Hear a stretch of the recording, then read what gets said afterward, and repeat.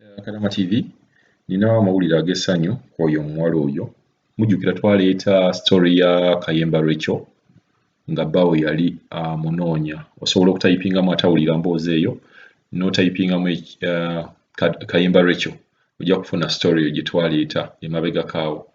Omuwala oyo abantu ba office baali tebakkiriza kikyayogera nga bagamba yeekoza tayagala kukola si mulwadde ne bajajinga si mulalu naye ekintu kye twawakanya ne bbaawe n'akiwakanya.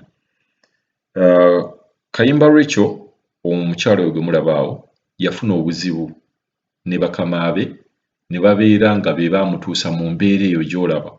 We njogerera kaakati yakomyewo e Uganda okumala ebbanga lye tubadde tutegeeza abantu ba ofiisi bano nti omuwala oyo teyeekoza bwekoza wabula mulwadde. Njagala okulaba nga bw'omulaba awo ogenda muwulira ng'ayogera omuwulira ddala nti tali bulungi.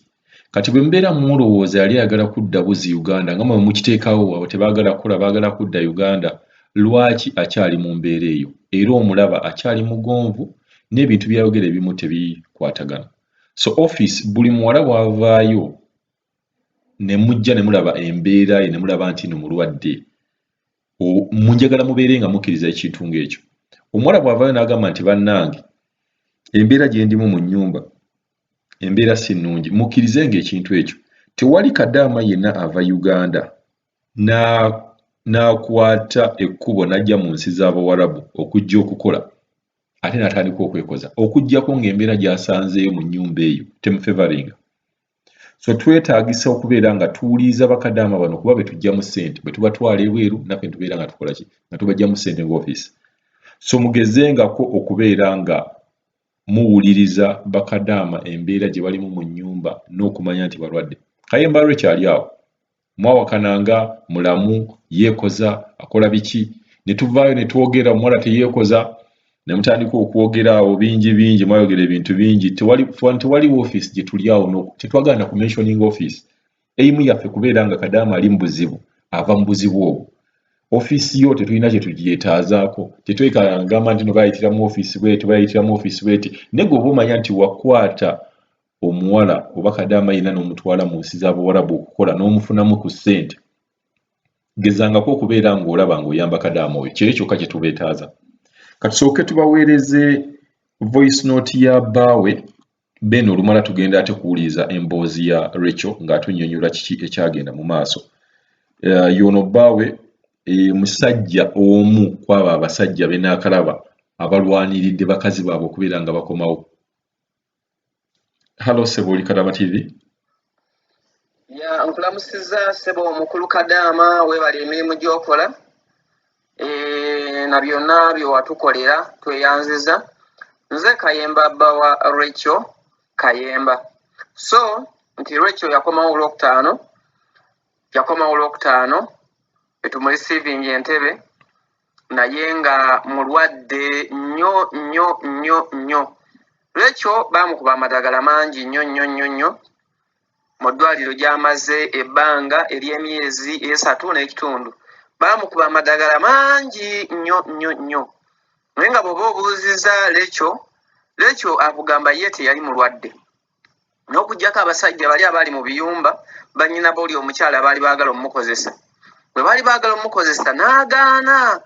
Bwe yagaana ne bamwesibako n'agaanira ddala. N'asobola okugamba nti kawakiri kanne ekyange ndabeke nga lunsi kampani evaayo okunnyamba. So ye mu kunnyonnyolako agamba baali bamufudde n'ekirumbe ekiramu agenda okukola naye agamba nti ye nga mukama we ne bamusaba paasipooti Rachel asobole okulabika nti agenda mu kiyumba ekirala.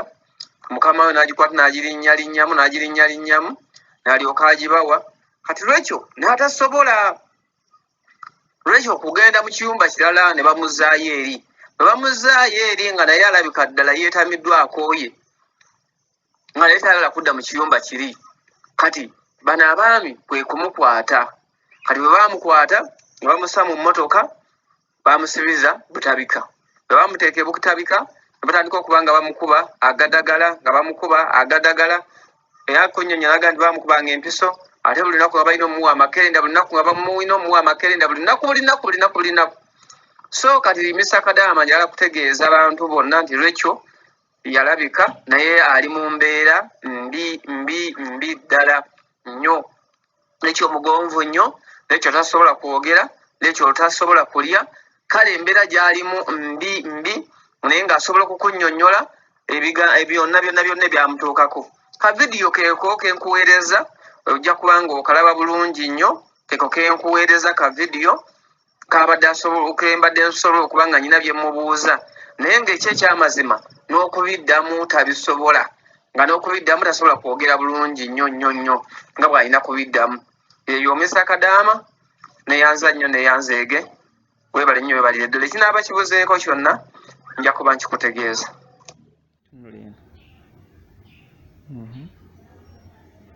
Wali nkolera mukama wange omukyala.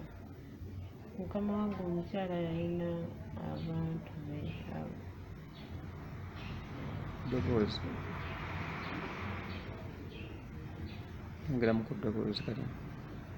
Mukama wange omukyala yalina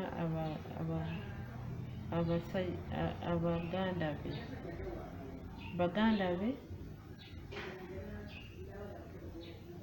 nga basinga omubiri gwange, nga baagala okwebaka nange, naye ate nga nze si kyenfaako ennyo kubanga tekyandimu mu mutima gwange, era saakyagala, era nga nkirwanyisa nnyo okulaba nga sikikola ekintu ekyo, kubanga omuntu eyali munda mu nze nga wa butuukirivu, ng'ayimirira mu butukuvu ne mu butuukirivu, ye Yesu Kristo, nga nina okuyimirira okutambulira mu Kristo Yesu, okunywera, okulaba nti sigenda mu bwenzi. Naye mukama wange, bakama bange abo bayagala okunkozesa. Omu ku bo ne bafuna pulaani nti ono omwana atulemesezza, kati katumutwale wa ebutabika. Ne banoonya ekyokunkolera, ne basooka ne banzuuza, ne bantwala ku kampuni n'engoba. N'agamba ono tetujja musobola, kubanga be bali bambuuza nga nze nsirika busirisi. Kuba bwe naayogera bano abandeese bajja kunkolako ekikyamu, nensirika. Bwe bambuuza nga nsirika busirisi, ne banyiigira abaalimu mu gonyoki mu kampuni, ne banyiigira tetujja musobola, kakoleki katuviire agende. Naye nze ne ŋŋamba mu mutima gwange, kwa Kristo kanyimirire. Kati ne bateebereza waawo okuntwala, obutanzizaayo waka, kuba nali nina emirimu gyange gyenkola, nali kiriina wawaka. Ne bagamba kati mutwale butabika, kwe kuntwala ebutabika. Kati ebutabika obulamu wabusanga otya, era omanya otya nti otuuse ebutabika? Nawulira kigambo nti butabika. Watuukayo? Bwe natuukayo, abasawo banyaniriza bulungi, bankwata bulungi, naye nze kyensinga obutayagala kumpa ddagala lyabwe nga ndi mulamu, kuba nali mmanyi omutwe gwange mulamu, buli kimu kiramu, buli kyenkola kiramu, naye nga bo bampadde eddagala lyabwe. Buli ku makya nga mmira eddagala n'olweggulo ate nga siri kati bo bali bakugamba bali bajjanjaba bulwadde ki? tewali ebbanga lyonna lyonna bwomalirire baali bukubanga amadagala buli lunaku? buli mwezi baali bankuba empiso y'eddagala. Kati gwe owulira otya obulamu bwo?